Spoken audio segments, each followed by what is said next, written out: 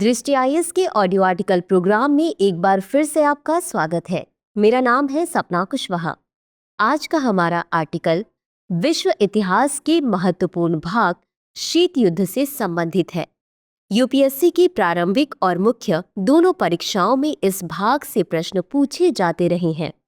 यह आर्टिकल आपके उत्तर लेखन की गुणवत्ता बढ़ाने में सहायता करेगा। यह ऑडियो आर्टिकल सामान्य अध्ययन प्रश्न पत्र 1 के विश्व इतिहास खंड से जुड़ा है।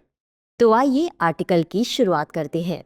द्वितीय विश्व युद्ध के बाद दुनिया ने एक नए प्रकार के संघर्ष का अनुभव किया, जिसे शीत युद्ध कहा जाता है। यह संघर्ष 1947 से 1991 तक चला। गौरतलब है कि यह संघर्ष मुख्य रूप से दो महाशक्तियों अमेरिका और सोवियत संघ के बीच था। यह संघर्ष मुख्य रूप से अमेरिका और सोवियत संघ के बीच वैचारिक, राजनीतिक और सैन्य प्रतिस्पर्धा का परिणाम था। द्वितीय विश्व युद्ध के दौरान ये दोनों देश मित्र राष्ट्रों के रूप में साथ लड़े थे, लेकिन युद्ध समाप्त होने के तुरंत बाद इनके बीच मतभेद गहराने लगे। इन मतभेदों की जड़ वैचारिक असहमति में थी।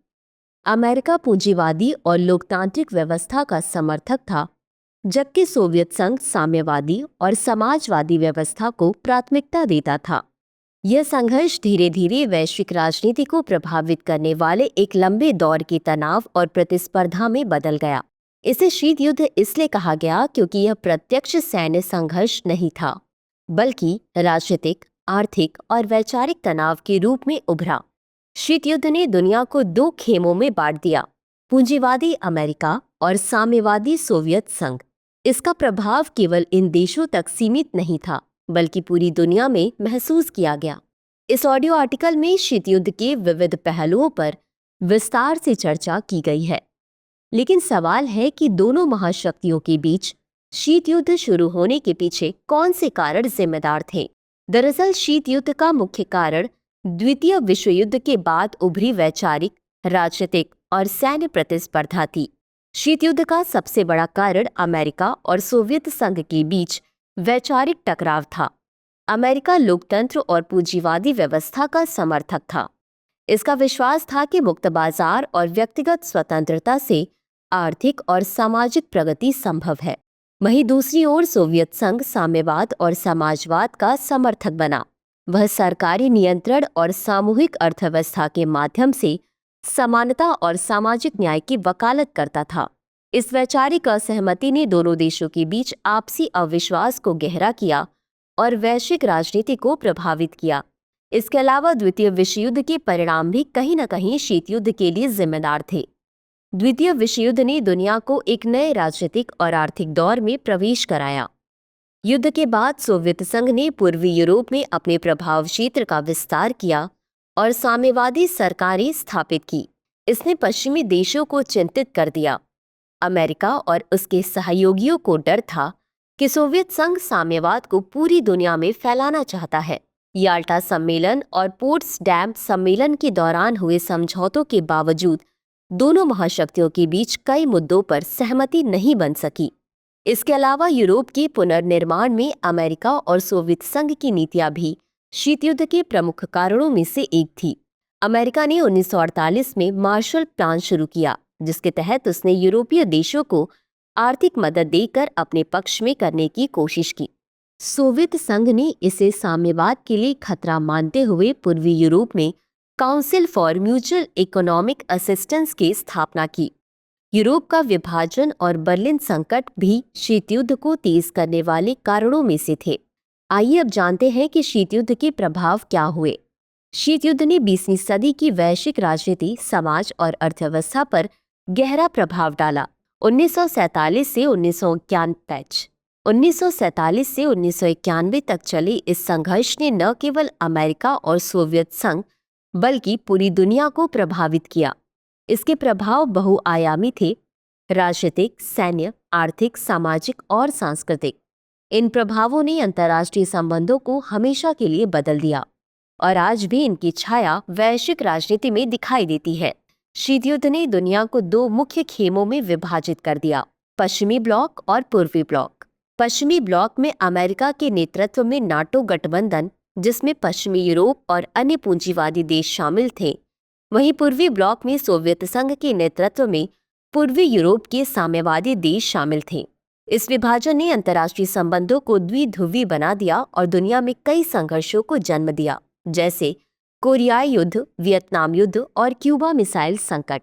इस परिस्थिति में भारत, युगांडा, मिस्र और युगोस्लाविया जैसे देशों ने गुटनिरपेक्ष आंदोलन की शुरुआत की, जो शीत युद्ध के दोनों खेमों से दूरी बनाए रखने का प्रयास था। इसके अलावा शीत युद्ध ने दुनिया को सैन्य प्रतिस्पर्धा और हथियारों की होड़ में धकेल दिया। इस दौरान दुनिया में परमाणु हथियारों को एकत्रित करने और अंतरिक्ष मिशन की होड़ मच गई थी। इस होड़ ने म्यूचुअल एश्योर्ड डिस्ट्रक्शन की अवधारणा को जन्म दिया। साथ ही इस दौरान दुनिया के कई हिस्सों में प्रॉक्सी युद्ध भी हुए। बता दें कि दो देशों या समूहों के बीच ऐसे संघर्ष को प्रॉक्सी युद्ध कहते हैं, जिसमें दोनों में से कोई भी पक्ष सीधे दूसरे से संघर्ष न कर रहा हो, बल्कि किसी तीसरी शक्ति का उपयोग करके दूसरे पक्ष को हानि पहुंचा रहा हो। दोनों महाशक्तियों ने कोरियाई युद्ध, वियतनाम युद्ध और अफगानिस्तान में संघर्ष जैसे प्रॉक्सी युद्धों में भाग लिया। इन युद्धों ने दुनिया के विभिन्न हिस्सों में स्थिरता को प्रभावित किया। इसके अलावा शीत युद्ध ने वैश्विक अर्थव्यवस्था को भी गहराई से प्रभावित किया। अमेरिका ने यूरोप के पुनर्निर्माण के लिए 1948 में मार्शल प्लान लागू किया, जिसके तहत उसने पश्चिमी यूरोपीय देशों को आर्थिक सहायता दी। वहीं सोवियत संघ ने पूर्वी यूरोप के देशों के लिए council for mutual economic assistance की स्थापना की, जो साम्यवादी खेमे में आर्थिक सहयोग का प्रमुख माध्यम था। इसके अलावा शीत युद्ध ने पश्चिमी देशों में वैश्विक व्यापार और विदेशी निवेश को बढ़ावा दिया, जबकि पूर्वी ब्लॉक की केंद्रीकृत योजनाओं ने उसकी आर्थिक प्रगति को सीमित कर दिया। ओलंपिक जैसे अंतर्राष्ट्रीय खेल आयोजन भी शीत युद्ध की प्रतिस्पर्धा से अछूते नहीं रहे। 1980 के मास्को ओलंपिक का अमेरिका ने बहिष्कार किया, जबकि 1984 के लॉस एंजल्स ओलंपिक का सोवियत संघ ने। आइए अब जानते हैं कि शीत युद्ध का अंत किस प्रकार हुआ। शीत युद्ध का अंत 1991 में सोवियत संघ के विघटन के साथ हुआ, जो लगभग 5 दशकों तक चली वैश्विक प्रतिस्पर्धा का समापन था। यह केवल दो महाशक्तियों के बीच वैचारिक संघर्ष का अंत नहीं था, बल्कि वैश्विक राजनीति, अर्थव्यवस्था और कूटनीति में एक नए युग की शुरुआत भी थी।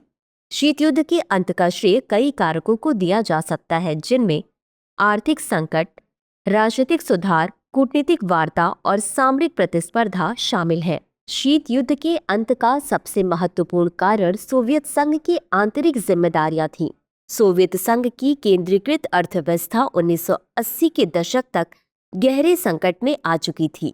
सैन्य खर्च और हथियारों की होड़ ने देश के संसाधनों को खत्म कर दिया था। पश्चिमी देशों की तुलना में सोवियत संघ तकनीकी और औद्योगिक विकास में पीछे था, जिससे उसकी प्रतिस्पर्धा क्षमता कम हो गई। सोवियत संघ के नागरिकों में साम्यवादी शासन के प्रति असंतोष बढ़ रहा था। पूर्वी यूरोप के कई देशों में साम्यवाद विरोधी आंदोलन जोर पकड़ रहे थे। 1989 में पूर्वी यूरोप में साम्यवादी शासन का पतन शीत युद्ध के अंत की दिशा में एक बड़ा कदम था। जर्मनी का पुनः एकीकरण और बर्लिन दीवार का गिरना शीत युद्ध के अंत का प्रतीक बन गया।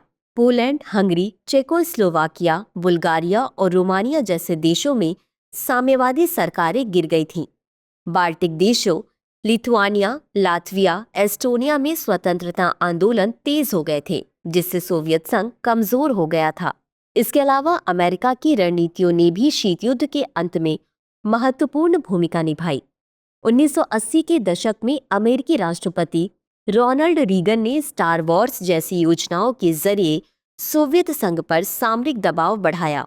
1991 में सोवियत संघ का औपचारिक रूप से विघटन हो गया और शीत युद्ध का अंत हुआ। सोवियत संघ के 15 गणराज्य स्वतंत्र देश बन गए। सोवियत संघ के पतन के साथ अमेरिका दुनिया की एकमात्र महाशक्ति बन गया और शीत युद्ध के दौरान बना द्विध्रुवीय विश्व एक ध्रुवी बन गया। निष्कर्ष: शीत युद्ध 20वीं सदी की सबसे महत्वपूर्ण ऐतिहासिक घटनाओं में से एक था, जिसने लगभग 5 दशकों तक वैश्विक राजनीति, अर्थव्यवस्था और समाज को प्रभावित किया। यह संघर्ष न केवल महाशक्तियों अमेरिका और सोवियत संघ के बीच वैचारिक टकराव का प्रतीक था, बल्कि यह दुनिया के हर हिस्से में शक्ति संतुलन, सैन्य प्रतिस्पर्धा और कूटनीतिक संबंधों को भी गहराई से प्रभावित करता रहा। शीत युद्ध का अंत केवल एक संघर्ष का अंत नहीं था, बल्कि यह वैश्विक व्यवस्था में बदलाव की शुरुआत थी। सोवियत संघ के पतन के बाद अमेरिका एकमात्र महाशक्ति के रूप में उभरा और विश्व राजनीति में बहुध्रुविता का दौर शुरू हुआ। यह दौर वैश्वीकरण, मुक्त व्यापार और आर्थिक सहयोग का था, लेकिन इसके साथ ही नई चुनौतियां भी सामने आई, जैसे क्षेत्रीय अस्थिरता, आतंकवाद और उभरती महाशक्तियों का उदय। निष्कर्षतः शीत युद्ध इतिहास के उन अध्यायों में से एक है जिसने दुनिया को वर्तमान स्वरूप में ढालने में महत्वपूर्ण भूमिका निभाई। शीत युद्ध का सबसे बड़ा सबक यह है कि अंतर्राष्ट्रीय संबंधों में शक्ति संतुलन बनाए रखना और कूटनीतिक संवाद को प्राथमिकता देना आवश्यक है। वर्तमान वैश्विक परिदृश्य में जहां कई नई चुनौतियां उभर रही हैं, शीत युद्ध के अनुभवों से सीख लेकर भविष्य में स्थिरता और शांति स्थापित करने की दिशा में काम किया जा सकता है। तो चर्चा को यहीं विराम देते हुए नोट करते हैं आज का सवाल। शीत युद्ध के दौरान उत्पन्न वैश्विक शक्ति संतुलन और वैचारिक संघर्षों ने अंतर्राष्ट्रीय राजनीति और कूटनीति को गहराई से प्रभावित किया। इस संदर्भ में शीत युद्ध के प्रमुख कारणों और इसके समाप्ति के प्रभावों का विश्लेषण कीजिए। तो व्यूवर्स, आज के लिए बस इतना ही। मिलते हैं अगले एपिसोड में किसी नए टॉपिक के साथ। तब तक के लिए धन्यवाद।